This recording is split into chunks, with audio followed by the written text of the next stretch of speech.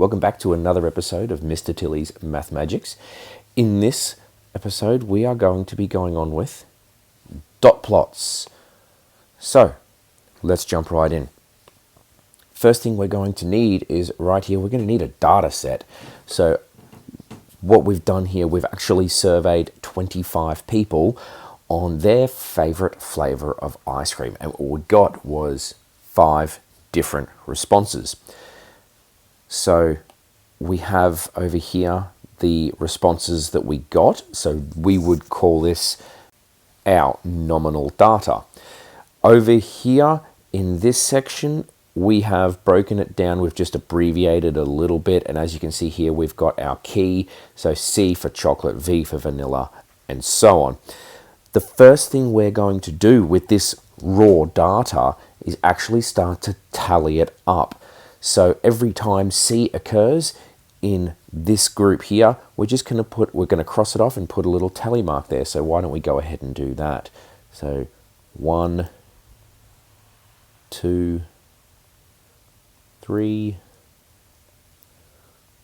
4, 5, 6, 7, 8. Now, moving on to vanilla, we've got 1, 2, 3, 4, 5. Moving on to strawberry now. 3, 4, 5. Toffee. This one was a low turnout.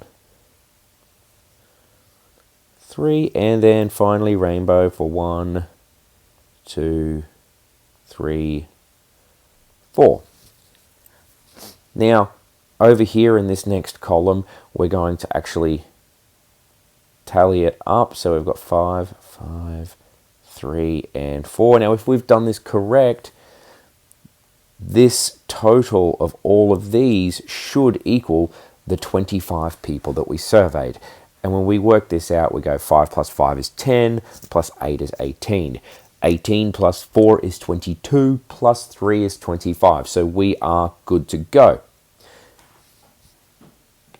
Now that we've got our raw data, let's move this off to the side into a more manageable position.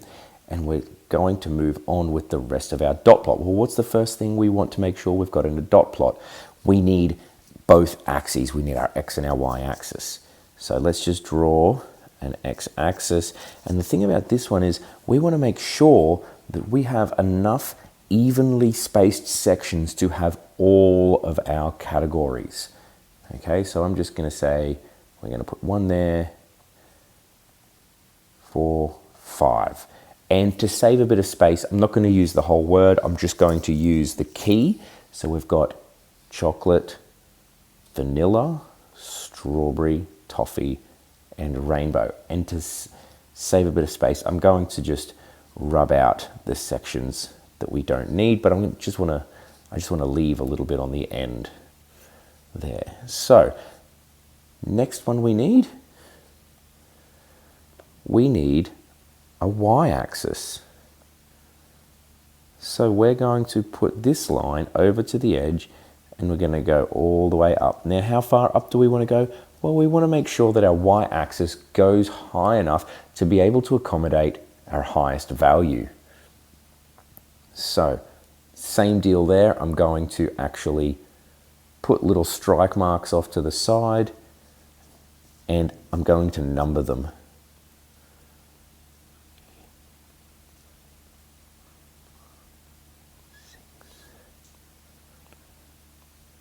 Right, so we only need to go to 8 because we only have a maximum of 8 in our raw data.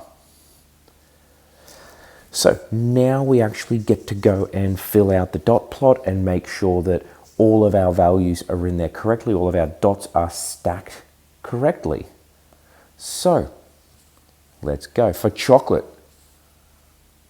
let's bring that up a bit. For chocolate, we had 8 people said that their favorite was chocolate. So I'm going to go 1, 2, 3, 4, 5, 6, 7, 8. Now notice all of these are in one continuous straight line going vertical. They're not waving over the place.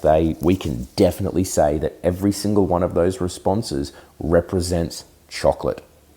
Now our next one, vanilla, we had 5. So 1, 2, 3, 4, 5. Again, these are directly up and down. You can't mistake a vanilla for a chocolate dot. It's all in line. So again, strawberry, 1, 2, 3, 4, 5. Toffee went 1, 2, 3.